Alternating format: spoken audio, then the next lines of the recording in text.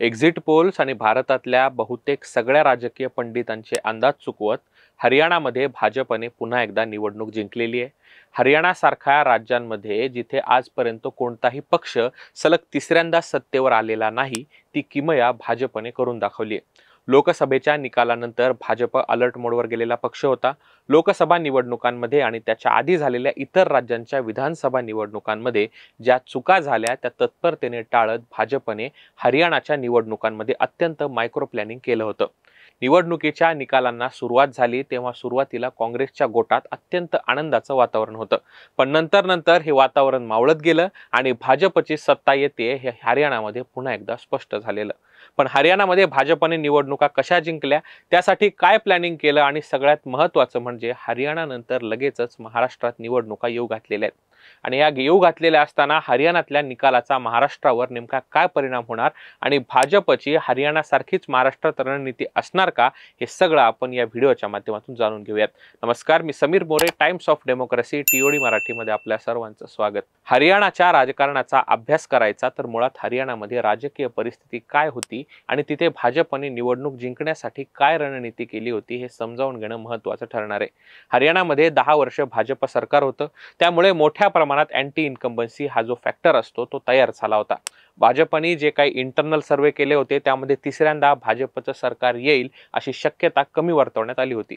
अशा वेळेला भाजपने एक महत्त्वाचा डिसिजन घेतला, तो म्हणजे मुख्यमंत्री बदलण्याचा। मनोहरलाल खट्टर यांच्या जागी सैनी यांची निवड करून अँटी इन्कम्बन्सी फॅक्टर कमी करण्यात भाजपला यश आलं, हे आता निवडणुकांच्या यशावरून समजून येईल।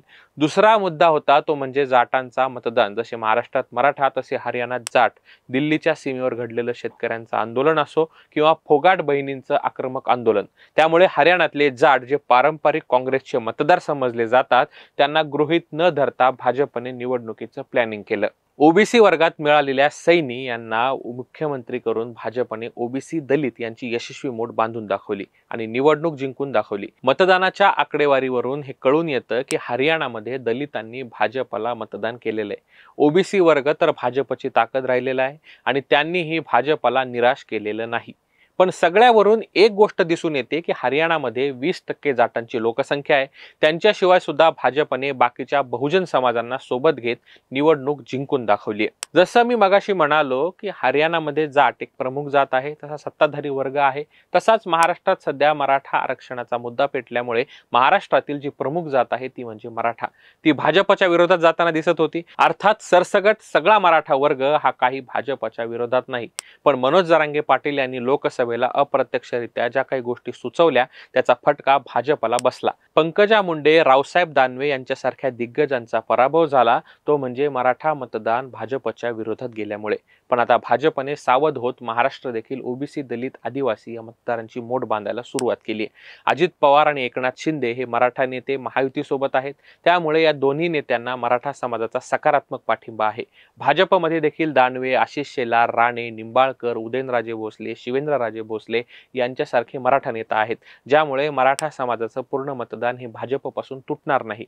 पण त्यासोबतच बावनकुळे, आठवले, प्रकाश आंबेडकरांची अप्रत्यक्ष मदत यामुळे ओबीसी आणि इतर मागासवर्गीयांना देखील वाऱ्यावर न सोडण्याचं धोरण भाजपने आखलंय। महाराष्ट्रात झालेला अमित शहा यांचा दौरा हा अनेक अर्थांनी महत्त्वाचा होता। अमित शहा यांनी महायुतीमध्ये जागा वाटपावरून सुरू असलेले बारीक सारीक वाद मिटवलेच, पण जरांगे फॅक्टरचं जे काही टेन्शन महायुतीच्या नेत्यांना होतं त्याबाबत देवेंद्र फडणवीस, एकनाथ शिंदे आणि अजित पवार यांना निर्धास्त केलं।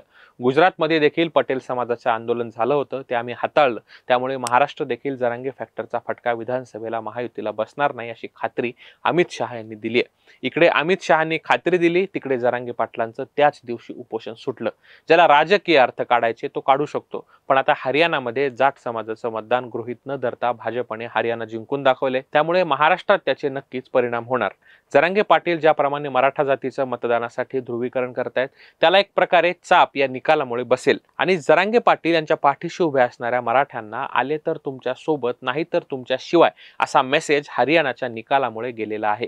संविधान खतरे में है ही जी काही मोहीम लोकसभेला काँग्रेसने चालवली होती ती हरियाणामध्ये पूर्णतः अपयशी ठरल्याचं दिसून येतं, त्यामुळे महाराष्ट्रात देखील आता दलित समाजाला काँग्रेसला गृहीत धरून चालणार नाही। आता सगळ्यात महत्त्वाचा मुद्दा येतो तो म्हणजे जरांगे पाटील यांची मराठा आरक्षणाची मागणी। त्यांचे आंदोलन आणि आता विधानसभेला जरांगे पाटील काय करणार या मुद्द्याची.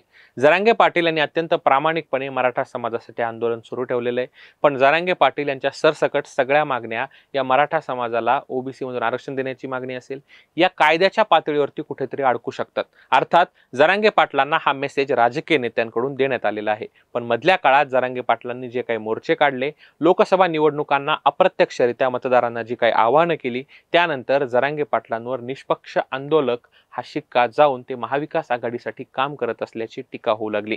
अर्थात जरांगे पाटील यांनी राजकीय टीका करताना त्याचा पूर्ण भर हा देवेंद्र फडणवीस यांच्यावरच ठेवला होता. एकनाथ शिंदे आणि अजित पवार या दोन्ही नेत्यांना ते मुख्यमंत्री आणि उपमुख्यमंत्री आहेत, पण त्यांच्या टीकास्तरातून सोयीस्कररित्या त्यांना वगळलं होतं. त्यामुळे जरांगे यांचं आंदोलन आता राजकीय वळणावर गेले अशी टीका त्यांच्यावर होऊ लागली. आणि मनोज जरांगे हे सावध झाले आणि मग त्यांनी थोडं नंतर घेत राजकीय टीका करणार नाही अशी भूमिका घेतली.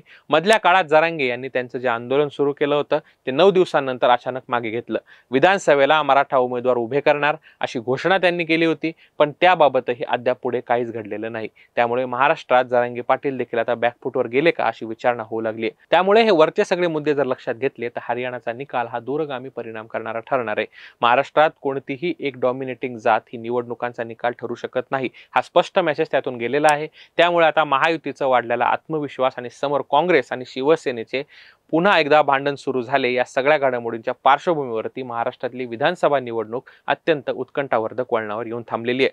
या सर्व घडामोडींवरती तुम्हाला काय वाटतं ते कमेंट करून नक्की सांगा. हा व्हिडिओ आवडला असल्यास लाईक शेअर करायला विसरू नका आणि असेच नवनवीन व्हिडिओज पाहण्यासाठी टाइम्स ऑफ डेमोक्रेसी TOD मराठीच्या YouTube चॅनलला नक्की सबस्क्राईब करा.